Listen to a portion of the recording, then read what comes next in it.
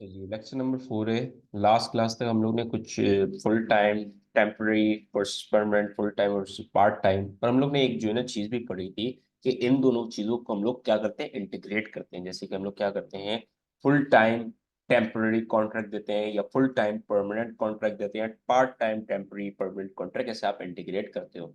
और हम लोग ने एक एग्जांपल भी देखी थी कि कैसे एक बिजनेस जो है फुल टाइम एक टेम्पररी कॉन्ट्रैक्ट देके एक इंडिविजुअल की परफॉर्मेंस इंडिकेट करता है क्या यार वो अप टू द स्टैंडर्ड काम कर रहे हैं नहीं कर रहे हैं। अगर कर रहे हैं तो हम लोग क्या प्रोवाइड करते थे उसको, full time permanent contract provide करते थे। तो थोड़ी सी डिस्कशन भी करनी चाहिए कि भाई फुल टाइम परमानेंट कॉन्ट्रैक्ट के ऊपर।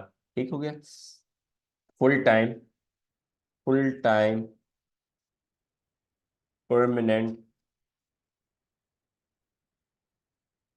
एम्प्लॉईज, ठीक है, इसके ऊपर भी थोड़ी सी बात करनी चाहिए मैं। आ जाए, साथ साथ लिखिएगा, नोट्स बनाते रहेगा, ठीक है।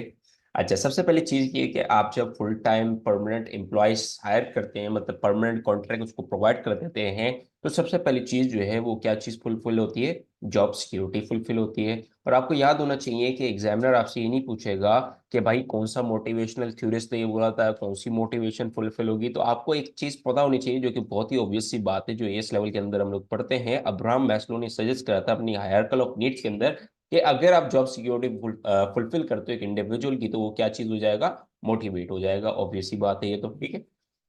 हम लोग ने इतनी दफा इस चीज को रिपीट कर लिया है कि अब तो आपने जो है ना हर क्वेश्चन के अंदर कहीं ना कहीं जो है ना ढूंढ के डालना ही है अब्राहम मैस्लो को। ठीक हो गया, जबरदस्ती डाल देना है। ठीक हो गया ना बेटा। अच्छा जी। अब इसके रिलेटेड साइकोलॉजिकल नीड आ रहा हो, सेल्फ स्टीम नीड्स आ रहा हो, तो मोटिवेशन लिंक करना आसान होता है कि हम लोग जो है ना उसको basically what do you mean by this में एग्जैक्टली समझा सके कि कैसे एक स्पेसिफिक पर्पस जो है हमारी मोटिवेशन ला सकता है। तो अगर अभी तक हम लोग कर रहे हैं, साथ साथ आप मेरे साथ जा रहे हो, तो मेरे उम्मीद करता हूं कि आपको क्लियर हो रहा होगा ये सारी चीजें। ठीक है, आप सबको क्लियर हो रही होगी, ऑब्वियस सी बात है। और जो चीज क्लियर नहीं हो रही थी वो क्लियर करनी चाहिए, ठीक है। अच्छा जी, इसके साथ साथ क्या होता है, लॉयल्टी भी आती है एक इंडिविजुअल एम्प्लॉयज की तरफ से, और मोटिवेशन भी आती है, वो मोटिवेटेड फील करता है। और आपको पता है जब वो मोटिवेटेड फील करता है तो आइडिया की कंट्रीब्यूशन, प्रोडक्टिविटी, एफिशिएंसी और एक ऑर्गेनाइजेशन इंप्रूव होना स्टार्ट हो जाती है। इसके साथ साथ जो है ना इनको ट्रेनिंग्स भी प्रोवाइड की जाती है, क्योंकि अब ये एक फुल टाइम एम्प्लॉय है, परमानेंट एम्प्लॉय है, हमारी ऑर्गेनाइजेशन से अब ये लिंक हो गया, तो उसको ट्रेनिंग भी दी जाती है कि ओवर द टाइम हमारे स्टैंडर्ड के हिसाब से ये मैच करता रहे, ठीक है। अच्छा जी, एचआर सबसे अच्छी चीज ये करती है कि अपने फिक्स्ड ओवरहेड को मिनिमाइज, नहीं फिक्स्ड ओवरहेड्स आपके आ जाते हैं, मिनिमाइज तो नहीं बेसिकली, और मैक्सिमाइज हो जाते हैं बेसिकली। तो अगर आपने फुल टाइम एम्प्लॉय हायर करा है तो फिक्स्ड ओवरहेड जो है ना आपके ऊपर आ रहे होते हैं। और लेट सपोज एक कंट्री जो है ना फेस कर रही है रिसेशन के वक्त, या कोई भी एक स्पेसिफिक पीरियड आ गया जिसकी तरफ से डाउनफॉल आ रहा है आपकी इकोनॉमी के अंदर, तो एक बिजनेस के ऊपर भी इम्पैक्ट आता है यार। ये हम लोग ने इतने ज्यादा जो है ना फिक्स ओवरहेड्स लगा लिए हैं, इतने ज्यादा एम्प्लॉयज हैं, इनको फिक्स पेमेंट देनी है, हम लोग इतना कमा भी नहीं रहे जितना हम लोग पे कर रहे हैं, तो एक फिक्स ओवरहेड्स आपके ऊपर बर्डनाइज बन जाती है, जिसकी वजह से कैश फ्लो का प्रॉब्लम आ जाता है ना फ्यूचर। तो लिखना चाहिए ये पॉइंट भी हमारे को। इफ द कंट्री फेसेस, ठीक है, इफ द कंट्री फेसेस, अच्छा साथ साथ लिखिएगा। ये डिस्कशन पॉइंट्स हैं, आपको रिवीजन में मदद करेंगे। If a country faces any downfall, then the business might get burden. अच्छा ये देख लो बेटा, ये ज्यादातर ये आपके चेक होते हैं, ये आपका जो है चैप्टर नंबर 7 till 8 है मेरे ख्याल में तकरीबन, जिसका नाम है एक्सटर्नल इन्फ्लुएंसेस, जो है ना इकोनॉमिक इन्फ्लुएंसेस जो आपके बिजनेसेस के ऊपर आते हैं। तो अगर एक आपकी केस स्टडी में आ जाता है, तो आपको कमेंट करना आना चाहिए कि भाई अगर आपने ये एम्प्लॉयमेंट कॉन्ट्रैक्ट्स प्रोवाइड किए हुए हैं तो ये तो इन फ्यूचर बर्डनाइज हो जाओगे आप, ठीक है। तो ओवरऑल आपने एक पेपर 42 के अंदर स्ट्रेटेजी को डिजाइन करना पड़ेगा, ठीक है। अगर डिसीजन मेकिंग के पेपर में आ रहा है तो डिसीजन मेकिंग वैसे आएगा नहीं, मगर हम लोग हर चीज करके जाएंगे। Might get burdenise of fixed cost, of fixed cost, and if the business made redundant, then might have to bear have to bear redundant cost। Obvious सी बात है यार ये, अगर आपने एक एम्प्लॉय को हायर किया हुआ है, अब आपको उसकी जरूरत नहीं है, काम तो अच्छा करता है, मगर अब आपको उसको जरूरत नहीं है, तो अब आप क्या करोगे, उसको जब निकालोगे तो उसको रिडंडेंट कॉस्ट देनी पड़ेगी। ये डिपेंड करता है कि जब तक उसको जॉब नहीं मिल जाती, जब तक पे ऑफ करते हो, या आपने जो है ना 2-3 महीने की पे ऑफ कर दी है, या वो डिपेंड करता है जो भी उसके सिचुएशन चल रहा होता है। अच्छा जी, एम्प्लॉयज के अंदर जो है ना कुछ फ्लेक्सिबिलिटी होती है, ठीक है। Any any alteration in workforce in future can be difficult for business. साथ साथ लिखिएगा, any alteration in workforce in future can be difficult for the business. Let suppose मैं चाहता हूं यार, ये जो XYZ एम्प्लॉइज था इसकी तो जरूरत नहीं है यार, इसको तो फिक्स आवर कॉन्ट्रैक्ट दे दिया हम लोग ने, अब तो इसकी जरूरत नहीं है, ठीक है। तो ऑल्टरेशन करने में आपको जो है ना बड़ा मसला होगा यार, अब इसको निकालेंगे तो इसको पेमेंट देनी पड़ेगी, या उसको भी ले आएंगे ये भी होगा, तो एक ओवरऑल फिक्स कॉस्ट बढ़ जाएगा, तो ऑल्टरेशन बड़ा मसला करती है आपके ऊपर, ठीक है। इसके अलावा आपको क्या प्रोवाइड करनी पड़ती है, ट्रेनिंग प्रोवाइड करनी पड़ती है, जो कि ऑब्वियस सी बात है भाई। Employers are usually prepared to finance training programs for employees for employees on these contracts, ठीक है। पार्ट टाइम में इतना ज्यादा नहीं करते हैं, मगर फुल टाइम के अंदर ज्यादा ये लोग कंट्रीब्यूट करते हैं, आपकी ट्रेनिंग प्रोवाइड करते हैं, जिसकी वजह से एम्प्लॉय की जो प्रोडक्टिविटी है ओवरऑल इंक्रीज होने के चांसेस बढ़ जाते हैं। For employees on these contracts as the workers are more likely to stay with the business। ठीक हो गया। ये हम लोग ने कौन से प्रोग्राम की बात कर ली है, प्रोग्रामर्स आ रहे हैं पता नहीं क्या, चलो खैर।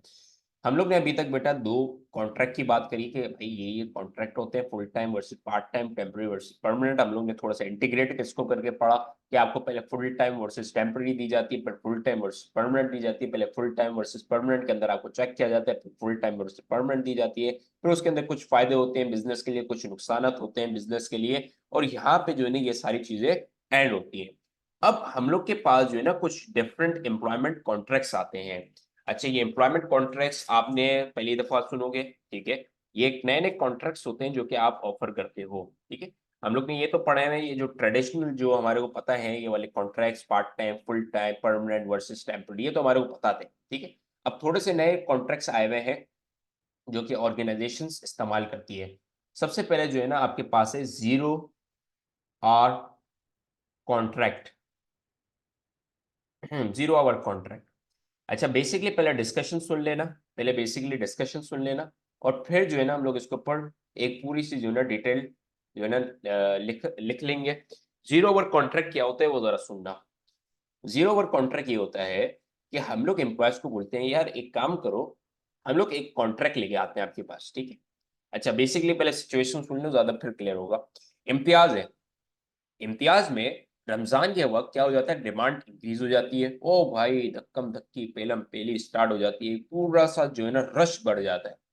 अब इतने कस्टमर है, इतने कस्टमर्स को केटर करना है, तो एक जो नॉर्मल जो हमारे फुल टाइम कॉन्ट्रैक्ट के जो एम्प्लॉयज है वो काफी नहीं होते। लेट्स सपोज मेरे 50 एम्प्लॉयज हैं, अब वो 50 एम्प्लॉय काफी नहीं है भाई।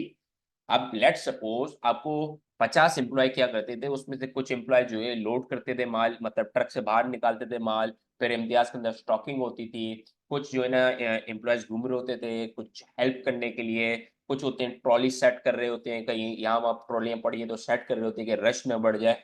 अब ये 50 एम्प्लॉय है। अब क्या हुआ, आपकी डिमांड जो है यूजुअली डिमांड से बढ़ गई। अब जो नहीं आता है इम्तियाज वो भी आ रहा है, क्योंकि बल्क परचेजिंग करनी है उसको रमजान के लिए, अब वो भी आ रहा है। सही है भाई, वो भी आ रहा है। अब आपको जो है ज्यादा एम्प्लॉयज की जरूरत पड़ गई है, ठीक हो गया। अब यहाँ पे आते हैं जीरो आवर कॉन्ट्रैक्ट्स। हम लोग जीरो आवर कॉन्ट्रैक्ट एम्प्लॉयज को बोलते हैं कि यार हम लोग को जो है ना एक कॉन्ट्रैक्ट साइन करते हैं अपन आपस में, कि जब हमारे को आपकी जरूरत होगी, जब हम आपको बुला लेंगे और जब ही पे देंगे आपको, ठीक है। ऐसा नहीं है कि हम लोग आपको जो है ना हायर कर लेंगे टेम्पररी परमानेंट, ऐसा नहीं है।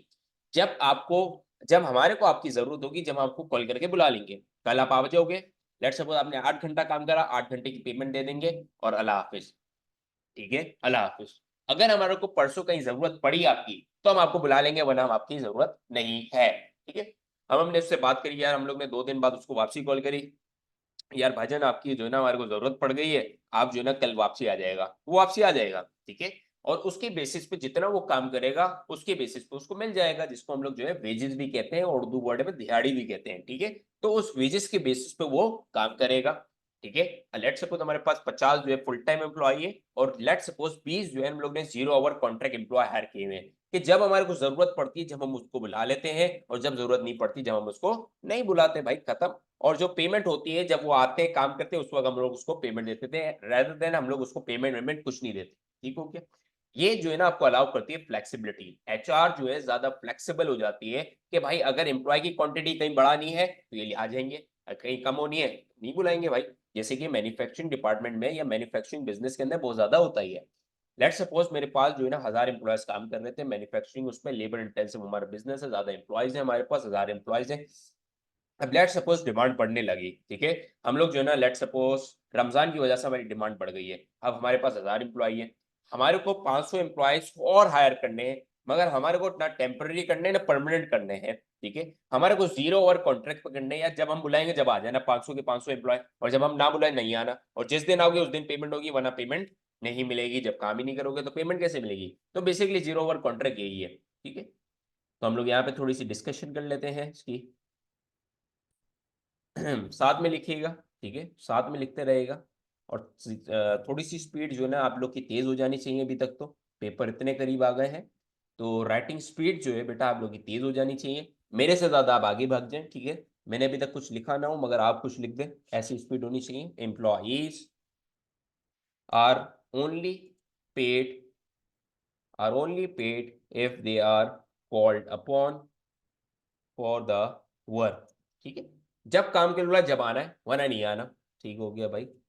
Fix cost incurred are minimised, significantly minimise वैसे तो होती है, ठीक हो गया, are minimise, but the negative point that need to be considered, but the negative point that that need to be considered that, अच्छा अब एक बात सुनिएगा ये पॉइंट लिखने से पहले। अब जैसे एक इम्तियाज ने उस एम्प्लॉय को एक 0 आवर कॉन्ट्रैक्ट के ऊपर हायर किया होगा, वैसे उन लोग ने कितने मल्टीपल जो है ना जगहों पर 0 आवर कॉन्ट्रैक्ट पे साइन किया होगा। लेट सपोज इम्तियाज की भी डिमांड बढ़ती है, और भी जो शॉपिंग स्टोर जो है, ऐसे ही जो जनरल स्टोर जो होते हैं जहाँ पर राशन वाशन मिलता है, वहाँ की भी डिमांड बढ़ जाती है। लेट सपोज आपकी मेट्रो मैक्रो और जितने भी हैं आपके डॉर्मेंट मॉल के अंदर, जो होता है यार सुपर हाइपर स्टार होता है, पता नहीं क्या होता है यार, नाम निकल गया दिमाग से, ठीक है। तो ये सारे क्या कर रहे होते हैं बेसिकली, इन सबको जरूरत पड़ती होगी, सिर्फ इनको ही जरूरत नहीं पड़ती होगी, अब तो ऑनलाइन भी आ गए, जैसे फूड पांडा वाले जो डिलीवरी होते होंगे उनको भी जरूरत पड़ती होगी, फूड पांडा पे जो स्टॉक को शेल्फ करते हैं उनको भी जरूरत पड़ती होगी, क्योंकि अभी सर्कुलेशन बढ़ गई है ना, डिमांड बढ़ गई है। अब क्या होता है, अब बेसिकली क्या होता है कि अब आपको एम्प्लॉयज की ज्यादा जरूरत पड़ती है, तो हर एक कंपनी जो है ना 0 आवर कॉन्ट्रैक्ट खोल देती है अपना, इम्तियाज ने भी खोला, उसने भी खोला, इसने भी खोला, ऐसे 50 ने खोल दिया। और एम्प्लॉय क्या करेगा, 50 जगह जो है ना जा जाके साइन करके आ जाएगा। अब लेट सपोज मैंने अगले दिन कॉल करे, यार शफीक भाई आपने जो है ना कल आना है, बोलेगा जी सॉरी बॉस मैं तो नहीं आ सकूँ, क्योंकि मैं जो है ना इस स्टोर पे जाऊंगा कल, इतने बजे चला जाऊंगा, अब 10 घंटे काम करना है मुझे, 10 घंटे मुझे दो, वेजेस दे देगा, ठीक हो गया। अब मेरा एम्प्लॉय क्या हो गया, वो तो रिड्यूस हो गया, दूसरे को कॉल करा उसने बोला सर मैं वहां पे बिजी हूँ, तीसरे को कॉल करा वहां पे बिजी हूँ, 50 में से 3 जो है ना एम्प्लॉय हमारे पास आ गए, क्योंकि उनको किसी ने ऑफर नहीं करा था। तो अब आप देख लो कैसा नेगेटिव पॉइंट है यार, ये तो फ्लेक्सिबिलिटी भी है, फिक्स कॉस्ट भी मिनिमाइज है, मगर आपको ये नहीं पता कितनी अवेलेबिलिटी होगी इन फ्यूचर, सही है। But the negative point that need to be consider is that is that the employees might have signed might have signed multiple might have signed multiple 0 hour contract, and employee might not be available when he is called upon by other business, because maybe maybe the employee is busy doing other tasks of other task of other business. ठीक हो गया, of other business. अच्छा जी, इतना हमारे पास हो गया है। Because because may be the employee. अच्छा, ये हम लोग ने शायद पॉइंट लिख लिया है, बिकॉज में भी ठीक है, ठीक है, कोई मसले की बात नहीं है। इतना हमारे पास हो गया है क्योंकि वो एम्प्लॉय जो है बेसिकली बिजी हो गया कहीं और काम करने में। अच्छा जी, इसके बाद हम लोग लिखते हैं फ्लेक्सिबिलिटी वाला पॉइंट, थोड़ा सा हम लोग नीचे कर लें कि आप लोग को क्लियर होता रहे, ठीक है। अच्छा जी। अच्छा जी, फ्लेक्सिबिलिटी की बात करें तो फ्लेक्सिबिलिटी तो बेहतर है इसके अंदर। Flexibility for H R if the business requires requires more employee, so they call more employees. And if required for more hours, then called employee employees for more hours। अच्छा, बेसिकली क्या है, अब ये ग्रेटर फ्लेक्सिबिलिटी है एक business या HR के लिए, बिजनेस के अंदर एचआर डिपार्टमेंट के लिए, कि जब चाहे ज्यादा एम्प्लॉयज जरूरत है तो ज्यादा एम्प्लॉयज को लेके आ जाओ, जब ज्यादा घंटे के लिए जरूरत है तो ज्यादा घंटे के लिए उसको एम्प्लॉय कर लो भाई। यही तो फ्लेक्सिबिलिटी है जीरो वर्क कॉन्ट्रैक्ट की, समझ आया। तो ये आपका जीरो वर्क कॉन्ट्रैक्ट है। ऐसे मल्टीपल और भी कॉन्ट्रैक्ट्स आगे आने वाले हैं, ठीक है, जो कि वाइडली यूज होते हैं, ये तो बहुत ज्यादा ही यूज होता है, ठीक है। आप बहुत जगह देखते हो, अगर एक ही सुपरमार्केट में आप जाते हो तो रमजान के वक्त या ज्यादा डिमांड के वक्त जो है, आप एक जो है ना, आप एक जो है ना, नॉर्मली आप एक बंदे को देखते रहते हो, हर महीने आप जैसे लेट्स सपोज राशन लेने जा रहे हो, तो वही जो है ना 50 बंदों की शक्ल जो है ना आपको यहाँ वहाँ दिख रही होती है, ठीक है। अब आप जब रमजान में जाते हो तो भाई शक्लें चेंज होती है, तो जीरो ओवर कॉन्ट्रैक्ट का ये जो है ना कर्म होता है कि आपको नई शक्लें दिख रही होती हैं। ठीक हो गया बेटा। अच्छा जी, आगे बढ़ते हैं। एक और हमारे पास आता है कॉन्ट्रैक्ट जो कि है गिग इकोनॉमी। अच्छा, गिग इकोनॉमी बड़ी आसान है, अगर आपको फ्रीलांसिंग से अगर आपको थोड़ा सा आइडिया है गिग इकोनॉमी का, तो बड़ा ही इजी चीज है। गिग इकोनॉमी क्या है, बेसिकली क्या होता है, हम लोग फ्रीलांस एम्प्लॉयज को हायर करते हैं, ठीक है। लेट्स सपोज मेरे को एक प्रोजेक्ट बनाना है, लेट्स सपोज मुझे जो है ना एक जूम का जो है ना जूम का क्लोन बनवाना है, क्लोन ऐसे जो है ना जूम जैसे जो है ना चीज बनवानी है।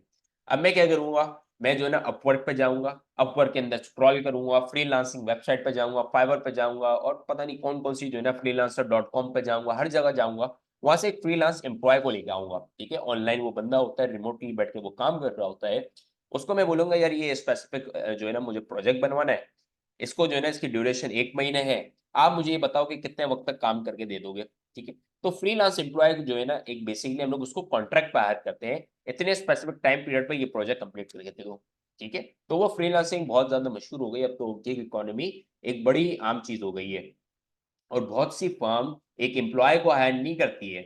अब लेट सपोज मैं जो है ना टेक्निकल डिपार्टमेंट अपनी ऑर्गेनाइजेशन में बैठाऊं और उनके लिए टेस्ट लगवाऊं और पता नहीं क्या क्या एक्स वाई जी चीजें जो है ना करता रहूं, या मैं इससे अच्छा ये नहीं है कि एक बंदा जो है मैं ऑनलाइन उस बंदे को हायर कर लूं, उसको बोलूं भाई ये प्रोजेक्ट कर देना, इस टाइम पीरियड तक कर देना भाई। बस इसी की चीज की जरूरत है ना, बिला वजह आप टेक्निकल डिपार्टमेंट बैठा रहे हो, उतनी कॉस्ट को बेयर कर रहे हो, तो ये ज्यादा फ्लेक्सिबल होता है एक ऑर्गेनाइजेशन के लिए, जिसको आप अगर आप याद करना चाहे तो एक फ्रीलांस एम्प्लॉय को आप हायर करते हो, ठीक है। फ्रीलांस एम्प्लॉय को हायर करते हो when the employee are hired as contract, ठीक है, एज अ कॉन्ट्रैक्टर, मतलब कि हम लोग जो है ना उसको एज अ कॉन्ट्रैक्ट पे हायर करते हैं। ठीक हो गया। अच्छा जी, कुछ और पॉइंट भी है, वो भी साथ साथ लिखिएगा।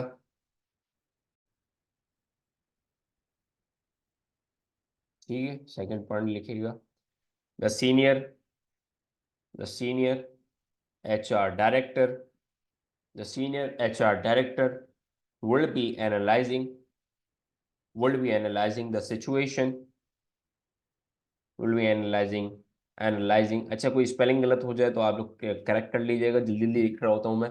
Analysing the situation before selecting what what contract should be offered, अच्छा, उसको एचआर डायरेक्टर को ये इंश्योर करना पड़ेगा कि भाई अगर कोई इंटरनल बंदा मौजूद है और उसके अंदर इतनी कैपेबिलिटी है कि वो कर ले, तो आप उसको प्रोवाइड करोगे पहले काम, ठीक है, जो आपका इंटरनल एम्प्लॉय जो फुल टाइम काम कर रहा है, ना कि आप जो है ना जबरदस्ती जो है ना बाहर के एम्प्लॉय को पकड़ा रहे हो। क्योंकि वो जो एम्प्लॉय है इंटरनली, वो आपके ऑर्गेनाइजेशन से जान, उसको पता है यार, उसको पता है कैसा जो है ना हमारे को जो है ना काम करके देना है, क्योंकि एक फ्रीलांस एम्प्लॉय को इतना आइडिया नहीं होगा। पहले एचआर डायरेक्टर को जो है ना देखना पड़ेगा कि कौन सा काम कौन से जो है ना फ्रीलांस एम्प्लॉय को देना चाहिए, ये सारी चीजें देखनी पड़ती है उसको, ठीक है। Contract should be offered to potential employees which also motivates the employee and cost efficient, also the flexibility and to achieve the goal of organization। ठीक हो गया। आज ये लेक्चर नंबर 4 था हमारे पास, गिग इकोनॉमी हम लोग ने कंप्लीट करी है, ठीक है। इसके साथ साथ हम लोग ने जीरो आवर कॉन्ट्रैक्ट समझा है। कुछ हम लोग ने एक और पॉइंट जो है डिस्कस करा था फुल टाइम परमानेंट कॉन्ट्रैक्ट का, ठीक है। अगर कोई यहाँ तक आपको कोई कंफ्यूजन हो कि ये क्या है वो क्या है, तो थोड़ा सा व्हाट्सएप पे पूछ लीजिएगा, ठीक है, स्क्रीनशॉट लीजिएगा इस चीज़ का और भेज दीजिएगा, तो इंशाल्लाह हम लोग वहाँ पे डिस्कस कर लेंगे।